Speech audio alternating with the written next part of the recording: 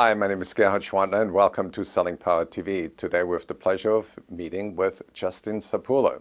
He's managing partner with the Janek Performance Group. Welcome, Justin. Yeah, thank you. Thanks for having me. Let's talk about sales training. Why is it so important? Yeah, sales training can be one of the biggest drivers in order to improve performance within a sales organization. I think there's a lot of different ways you can go about improving performance. In fact, there's so many, it might be overwhelming. It is overwhelming to many people. But at the end of the day, sales training gets to at the heart of what sales performance is all about, which it really comes down to that moment between the salesperson and the customer. And no matter what a company does, getting salespeople in front of the right customer, the right time, with the right tools, if the salesperson doesn't have the ability to execute at that moment, to make a great interaction between him and that particular customer, then he's going to struggle. You're not going to be able to execute what you want to execute. So you talk about execution as a skill. What are some of the most important and most difficult skills to teach a salesperson to be the master of the moment? Yeah, that's a great question. Yeah, I think there's a few. And the tricky part about sales is that it changes, which is probably the hardest thing. It's not that it stays the same. So I think in today's environment, there's a couple key skills. Number one, sales professionals need to be real professionals today. They have to know their industry, they have to know their customers, they have to know their products and services, and especially the application of those products and services.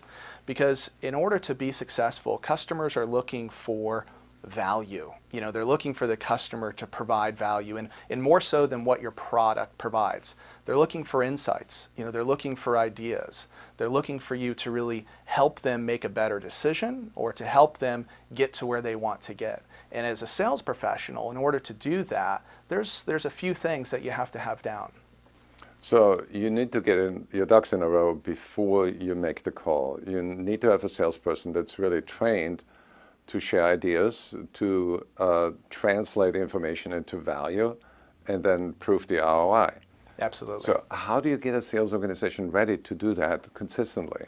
Yeah, another great question. So I think when we look at implementing sales training across an organization, it's a much more strategic effort than I think most people think about.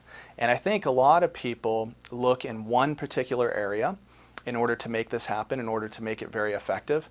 But there's a few areas that you need to look at, in my opinion. So at Janek, what we do when we look at sales training implementation, we break it down into three segments: what happens before, during, and after the training. And I think what most people think of when they think about sales training, they focus on the during. They want to make sure they have the right program, they have great facilitators, the classroom experience is great, or whatever the module is for delivery. They want to make sure that they have that down. But we find that it's a lot more important to have the things before and after in order.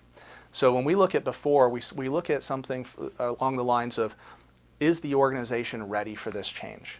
What are the perceptions around selling? We start to get perceptions from the salespeople and say, okay, what do you feel you're really good at? Where do you struggle? What products are easy to sell and what are a little more difficult?